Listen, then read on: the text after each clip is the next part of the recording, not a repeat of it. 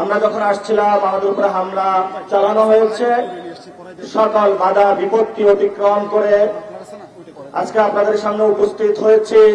প্রিয় বান্দরবানবাসী, আপনাদের কাছে আমরা ক্ষমা প্রার্থী।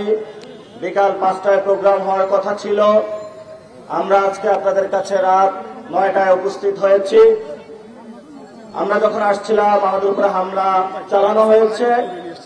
সকল বাধা বিপত্তি অতিক্রম করে আজকে আপনাদের সামনে উপস্থিত হয়েছি। কিন্তু আমরা আশা করি নাই আপনারা এত রাত পর্যন্ত এই গভীর রজনীতে আপনারা অপেক্ষা করবেন, কিন্তু আপনারা আমাদের সে ভুল ভেঙে দিয়েছেন।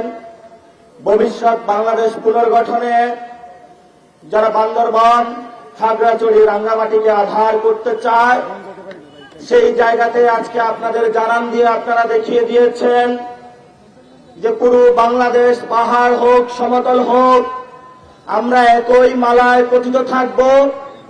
বিদেশি কোনো আক্রমণ, বিদেশি কোনো ষড়যন্ত্র বাংলাদেশের কোন জেলাকে, বাংলাদেশের কোন অঞ্চলকে অস্থিতিশীল করার চেষ্টা তারা ভবিষ্যতে চালাতে ভয় পাবে। সেই পরিস্থিতি, যেই পরিস্থিতির মধ্য দিয়ে 1971 সালের পর থেকে আপনারা অতিক্রম করছেন।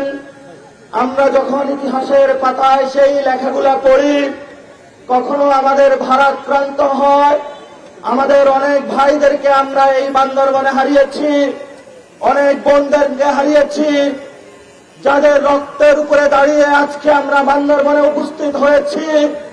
কিন্তু সেই রক্তের প্রতি আমাদের শ্রদ্ধা পোষণ যদি আমরা করতে চাই, তাহলে আমাদেরকে বাংলাদেশে একটি নতুন সংবিধান বানাতে হবে, যেই সংবিধানের মধ্যে পাহাড় সমতল থেকে শুরু করে সকল জাতিগোষ্ঠীর নতুন করে রক্তবিন্দু যে বাংলাদেশে পতিত হয়েছে, প্রত্যেকটা রক্তবিন্দুর লেখা পতিত থাকবে।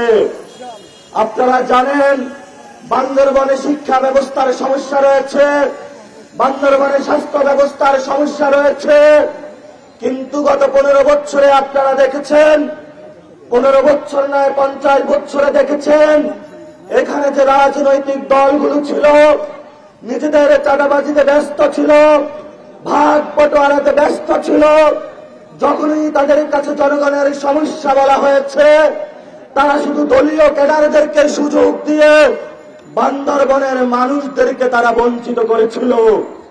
আজকে যারা বৈষম্যের শিকার, বঞ্চিতের শিকার, আমরা আজকে বান্দরবনে গভীর রজনীতে একসাথ হয়েছি। আমরা সেই সকল চাঁদাবাজদেরকে, সেই সকল দলীয় ক্যাডার বাহিনীদের হাতে ঐক্যবদ্ধভাবে আজকে আমাদের ঐক্যবদ্ধ শক্তির মাধ্যমে জানান দিয়ে তাদের হাতে আমরা ভবিষ্যতে লাল কার্ড আমরা ধরিয়ে দিতে চাই। প্রিয় বান্দরবানবাসী, আপনারা জানেন এখানে জাতিগোষ্ঠীর মধ্যে অনেক সমস্যা রয়েছে। ভবিষ্যতে আমরা যদি সরকার গঠন করি, আমরা সকলের মধ্যে একটি ঐক্যবদ্ধভাবে নতুন গাঁথামালা তৈরি করে বান্দরবান পার্শ্ববর্তী যে জেলাগুলো রয়েছে সকল সমস্যার সমাধানে আমরা সংবিধানে সবাইকে অন্তর্ভুক্তি করার সুযোগ সৃষ্টি করব। এখানে বিভিন্ন জাতিগোষ্ঠীর মধ্যে বিভিন্ন দলের বিভিন্ন পক্ষ গোষ্ঠীর ইন্ধনে যে বিভেদ সৃষ্টি করে রাখা হয়েছে, সেই বিভেদের দেওয়াল তুলে ভবিষ্যতে একটি সুন্দর বাংলাদেশ গঠনে, ভবিষ্যতে সংস্কার প্রক্রিয়া গঠনে, ভবিষ্যতে শেখ হাসিনার বিচার প্রক্রিয়া গঠনে বান্দরবানবাসী যেভাবে অতীতে রাজপথে ছিলেন, আপনাদের এই এনসিপির তরুণ নেতৃত্ব নাহিদ ইসলাম, হাসনাত আব্দুল্লাহ, সার্জি সালাম, আক্তার হোসেন থেকে শুরু করে জাতীয় নেতৃবৃন্দের হাতকে শক্তিশালী করে তারা যেইভাবে শেখ হাসিনার রাজশাহী উৎখাত করেছিল, তেমনি ভাবে ভবিষ্যতে বাংলাদেশে কোন যদি মাফিয়া তন্ত্রকে কায়েম করার প্রচেষ্টা চালায়, কোন পরিবার তন্ত্র আমাদের উপরে চাপিয়ে দেওয়ার চেষ্টা চালায়, কোন বাংলাদেশে নতুন কোন ষড়যন্ত্র চাপিয়ে দেওয়ার চেষ্টা চালায়, আজকের মধ্যে আমরা শপথ করি ভবিষ্যতে বান্দরবানবাসী ঐক্যবদ্ধভাবে হয়ে ভবিষ্যৎ বাংলাদেশের বিরুদ্ধে যতগুলো ষড়যন্ত্র হবে সব আমরা ঐক্যবদ্ধভাবে ইনশাআল্লাহ মোকাবেলা করব। বান্দরবানবাসী আপনারা রাজি আছেন? হাত তুলে আমরা আজকে শপথ করি, এখানে আমরা যারা থাকি সবাই ঐক্যবদ্ধভাবে থাকবো। ভবিষ্যতে নতুন বাংলাদেশ আমরা আপনাদেরকে উপহার দেব। সংসদে যদি উচ্চ কক্ষ নির্ধারিত হয়, সেখানে ইনশাআল্লাহ বান্দরবানের যাতে প্রতিনিধি থাকে সেই ব্যবস্থা করব। আপনারা আপনাদের লড়াইয়ে থাকবেন, আমাদের সাথে থাকবেন।